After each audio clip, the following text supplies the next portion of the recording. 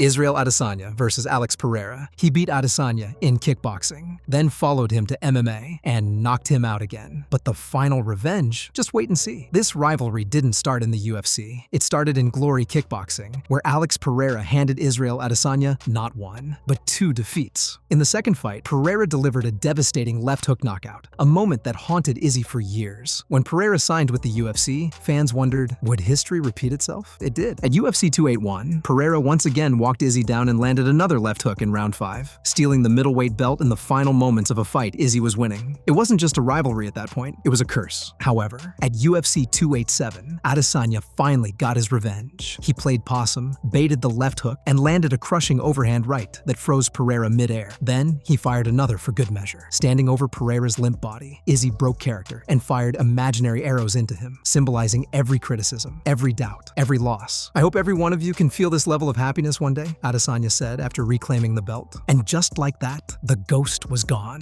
But the next rivalry, it wasn't spiritual. It was personal, primal, and launched an entire era of MMA greatness. Georges St-Pierre versus Matt Hughes. He once called Matt Hughes his idol. Then GSP fought him, lost, came back stronger, and took everything he once admired. Back in the early 2000s, Matt Hughes was the UFC's most dominant welterweight. Relentless wrestling, country-strong grit, and ruthless ground and pound made him nearly unbeatable. When Georges St-Pierre faced him in 2004, he was the fresh-faced Canadian prodigy, and Hughes submitted him in round 1. But something changed. GSP trained harder, became obsessed with improvement. He built himself into a tactical weapon, wrestling with Olympians, drilling timing, mastering every martial art possible. When they rematched at UFC 65, GSP dominated every round, then dropped Hughes with a head kick and finished him with ground strikes. By the time they met for a trilogy at UFC 79, Hughes was no longer the same man, and GSP submitted him with an armbar in the second round. The student had surpassed the master. GSP went on to become arguably the greatest welterweight of all time.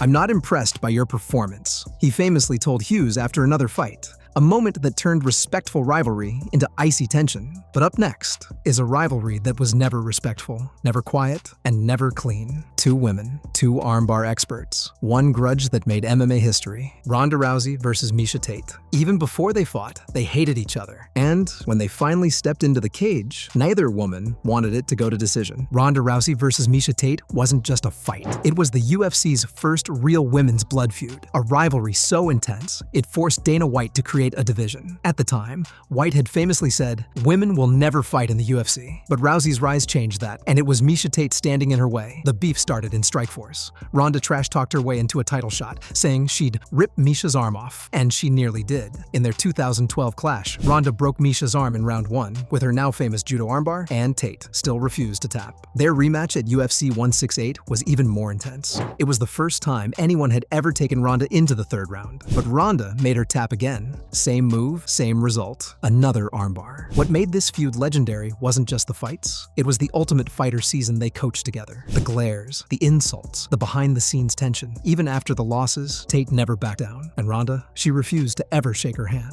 Now, if you think that's bitter, wait until you hear what happened when two best friends became bitter enemies. Live on pay-per-view. Chuck Liddell versus Tito Ortiz. They were training partners. Then, fame, ego, and money turned them into enemies. And Chuck didn't just beat Tito, he humiliated him. In the early 2000s, Tito Ortiz was the UFC's poster boy. Blonde spikes, flashy walkout, and that giant punishment logo on his shorts. He was loud, cocky, and loved to mock his opponents. Meanwhile, Chuck Liddell was a silent assassin. The mohawk, the tattoo, the deadly hands. Both men trained under John Hackleman. But when Chuck became the #1 contender, Tito refused to fight him, claiming they were friends. Chuck called BS. "We were never friends. I was just kicking your ass in practice," he once said. When they finally fought at UFC 47, Liddell landed a looping right that sent Tito crumbling. The feud only grew. Tito mocked Chuck's losses in public. Chuck accused Tito of ducking fights. UFC cashed in. In the rematch at UFC 66, Chuck stopped him again, this time with cold precision. Fans were rabid. The drama sold over 1 million pay-per-views, a record back then. This rivalry defined the first UFC boom, where real hatred sold real tickets. And for Chuck, it wasn't business. It was personal. And coming up next, a rivalry so venomous it involved buses, families, and a cage-side riot. Khabib Nurmagomedov versus Conor McGregor. McGregor. He insulted Khabib's father, religion, and country, so Khabib answered with fists, domination, and a flying leap into the crowd. The McGregor versus Khabib feud is the most personal and explosive rivalry in UFC history. It started with words, but it ended in chaos. It began when Conor's teammate Artem Lobov called Khabib names in an interview.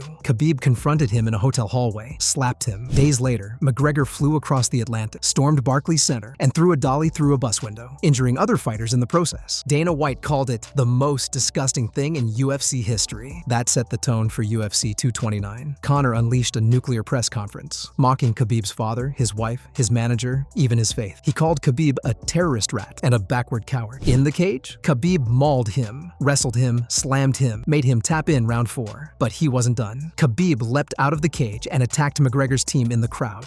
A full riot broke out. Over 2.4 million pay-per-views were sold, still the biggest UFC event ever. Khabib was fined $500,000. Both were suspended, and to this day, they've never buried the hatchet. But now, let's talk about the smoothest striker in history, and the man who called him a fraud to his face. Anderson Silva versus Chael Sonnen. He called Brazil a dump, called Anderson a coward, then beat him for 23 minutes until a triangle choke shut him up. Anderson Silva, at his peak, was untouchable, a slick, Matrix-level striker with 16 straight UFC wins. But then came Chael Sonnen, a wrestler with zero fear and unlimited trash talk. Chael called Silva a fake champion. He mocked Silva's black belt, said his wife cooked him bad steak, and insulted every Brazilian in the world. Nobody had ever talked to Silva like that. At UFC 117, Sonnen shocked the world. He dominated Silva for 4.5 rounds, landing over 200 strikes and keeping Anderson pinned on his back. It was a clinic. Fans were stunned. But with 1 minute, 50 seconds left in the final round, Silva locked in a triangle armbar from the bottom. Sonnen tapped. One slip,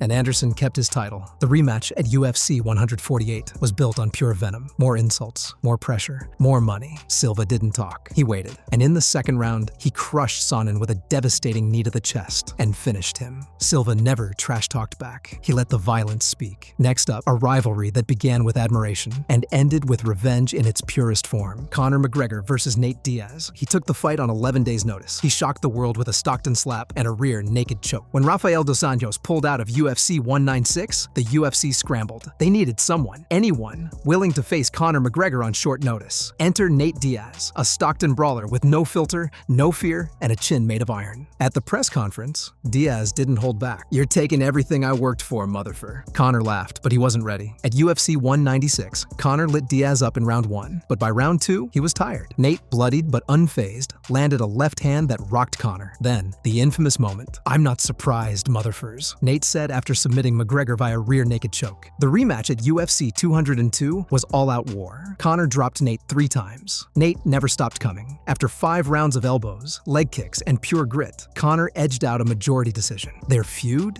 Still unsettled. They were fire and water, trash talk and street smarts, precision and pressure. And now, we move to the greatest rivalry of them all. 2 champions, 1 steroid scandal, and enough hatred to fill an entire division. Jon Jones versus Daniel Cormier. They brawled at a press conference. They threatened to kill each other on live TV, and both of their careers were never the same. Jon Jones versus Daniel Cormier was a war of ideology. Jones was the prodigy, long limbs, lethal creativity, youngest champ in UFC history. Cormier was the Olympian, clean-cut, hard-working, emotionally grounded.